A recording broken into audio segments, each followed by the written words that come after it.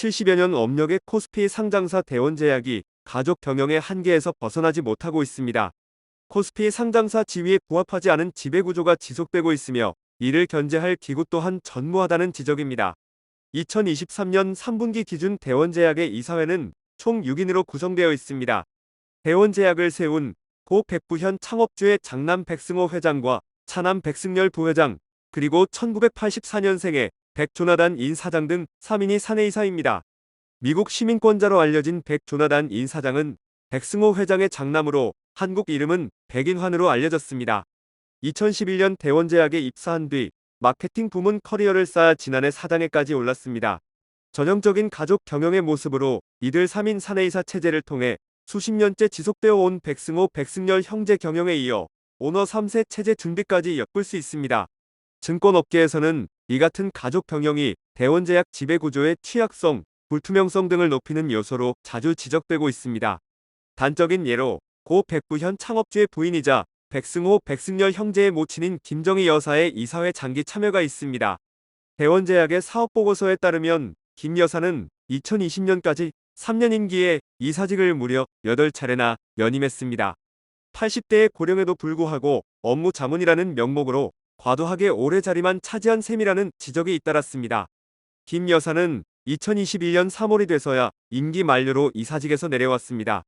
또 지배구조의 취약성을 엿볼 수 있는 부분은 사회이사 문제입니다. 대원제약은 업무 집행에 대한 감시 등의 업무를 수행하는 사회이사 역시 사내이사와 마찬가지로 3인으로 이루어져 있습니다.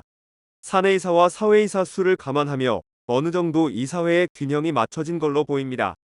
하지만 그 활동 내역을 면밀히 살펴보면 사회이사의 실제 기능과 작동이 제대로 되는지에 대해서는 의구심이 따릅니다. 최근 5년 대원제약의 이사회 안건에 따르면 사회이사들이 이사회 안건에 반대표를 던진 내역이 한 건도 없는 것으로 전해졌습니다. 다만 주식회사 SD생명공학 자금 대여에 건, 외부 투자 참여에 건, 다나젠 경업 허용에 건, 극동 웨치팜 경업 허용에 건 등 굵직하거나 회사 경영에 있어 민감한 사안 모두 일사천리로 진행된 점은 사회이사의 기능이 제대로 작동했는지 따져볼 필요가 있는 대목입니다.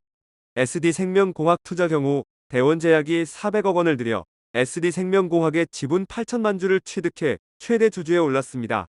마스크팩 사업이 핵심인 SD생명공학을 인수하여 사업 다각화를 이루려는 의도는 이해되나 과거 인수한 자회사의 경영 악화와 지속된 자금 지원 등의 이력을 감안하면 사회이사들이 수백 원대의 M&A 딜에 충분한 판단을 내렸을지 의문이라는 시선이 적잖아 나오고 있습니다.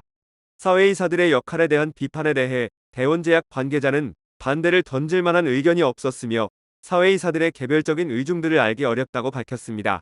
또 SD생명공학 인수 당시 사회이사들의 다양한 의견이 있었고 목적, 활용 방안 등 충분한 논의를 거쳐서 표결했다고 반박했습니다. 임원들의 과도한 겸직 또한 지배구조의 취약성을 드러내는 부분으로 지목됩니다. 대원제약의 올 3분기 보고서에 따르면 백승호 회장과 백승열 부회장은 대원제약의 자회사인 대원메디테크의 비상근 이사직을 겸하고 있습니다. 백조나단 인 사장과 백승열 부회장의 장남으로 알려진 백인영 대원제약 이사는 나란히 대원제약의 다른 자회사인 대원헬스케어의 비상근 이사직을 맡고 있습니다. 또한 백승호 회장 형제와 자녀 사인을 포함해 대원제약의 임원 8명이 자회사 임원을 겸하고 있습니다. 지난 2023년 3분기 대원헬스케어와 대원메디테크 모두 자본 잠식 상태입니다. 과도하게 겸직을 하면서까지 이루어낸 자회사의 경영 성과에 비춰봤을 때 경영 능력은 주주들의 비난을 피하기 쉽지 않습니다.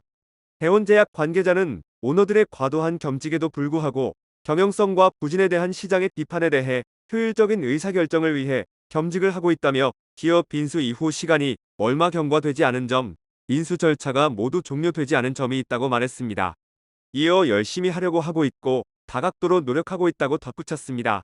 하지만 제약 바이오 업계와 증권 업계에서는 대원제약의 설명에 대해 비판적 의견이 나오고 있습니다. 제약 바이오 관계자는 대원제약은 오랜 형제 경영을 하면서 가족 경영이 고착화된 기업이라며 고착화된 지배구조를 단기간 내 바꾸기는 어려울 것이라고 말했습니다. 증권업계 관계자는 자회사의 경영 악화에 대해서는 오래도록 지적을 받고 있지만 개선을 보이지는 않고 있는 점은 큰 문제라며 제약 바이오 업계 내에서 ESG를 낮게 평가받는 점은 대원제약의 고착화된 지배구조를 단적으로 보여준다고 지적했습니다. 다울투자증권에 따르면 대원제약의 ESG 점수는 43.4점으로 종근당, 동아ST, HK이노엔 등보다 낮은 점수입니다. ESG 성과 분석을 보면 경영진과 주주권리 등에서 낮은 점수를 받은 것으로 보입니다. 고령의 가족을 장기간 이사직으로 예우하는 반면 주주가치 제고에는 등한시하고 있는 현실이 반영된 걸로 해석됩니다.